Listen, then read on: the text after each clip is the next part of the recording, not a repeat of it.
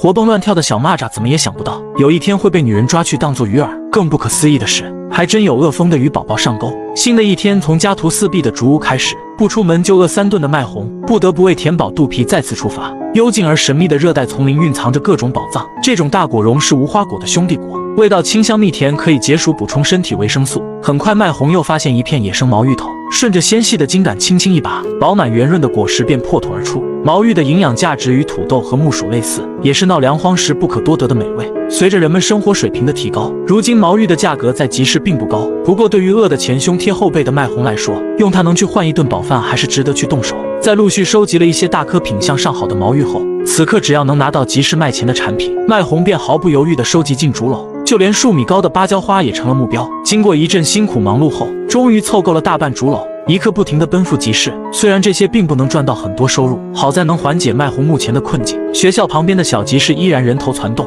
麦红的产品也相继迎来村花的购买。物美价廉是快速销售的关键。今天所带的产品并不是很多，很快就卖掉了大半数量。随着最后剩余的毛芋被热心村花打包带走，也预示着麦红有了钱来解决温饱问题。路过五金店，顺道购买一把趁手的新柴刀，这可是目前麦红使用频率最高的工具。有了新柴刀的辅助，才能收获更多山野产品赚钱。今天的食物依旧是一大碗牛腩粉，虽然眼下条件艰苦，在吃的方面麦红始终没有亏待自己，只有保证足够健康强壮的身体，才能在这片丛林创造更多的财富。转眼已是第2天，每天靠着售卖普通的山货只能解决温饱，并不能攒下钱改变生活。今天麦红必须寻找一些高价值的产品。眼前这片开阔清澈的水域资源，无疑是各种鱼类的理想栖息地。麦红经过一番仔细观察后，决定尝试捕捞一些售卖。最简单的方法自然是通过垂钓来的最快。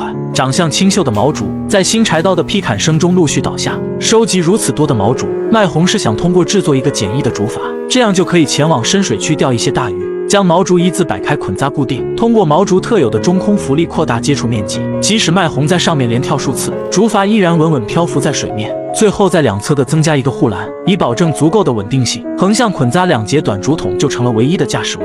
然而用于驱动的船桨，麦红则通过竹片镶嵌在竹竿的方法搞定。虽然亲测速度比油的快不了多少，但丝毫不影响麦红驾驶的乐趣。此时一个盛装渔获的装置，麦红则通过简单的编织手法，很快就得到了一个竹篮。一根细长的竹竿眼下也是最好的鱼竿。一切准备就绪后，麦红则悠闲地滑动竹筏前行。水面倒影着远处云雾缭绕的山峰，竹筏游过泛起的波光粼粼，仿佛置身于仙境之中。很快竹筏便来到中心小岛。然而最重要的鱼饵来源，麦红却选择徒手抓蚂蚱来解决。殊不知蚂蚱轻盈的身体并不能沉入水中，也就意味着鱼群要游到水面才能咬钩。这群小蚂蚱到临死都想不明白，自己有一天居然还能成为鱼饵。随着优雅的抛竿等待上鱼，第一竿不出意外的空空如也，接着调整好鱼钩和浮漂位置，继续抛一竿尝试。通过弯曲的竹竿可以看出，这条鱼应该有1斤多重。没想到用蚂蚱当做鱼饵，还真有饿急眼的胖鱼上钩。如此方法一直钓下去，要不了多久，麦红便可实现原始财富的积累。然而在连续钓到6、7条后，麦红却停止了垂钓，看样应该是等待花费了太长时间。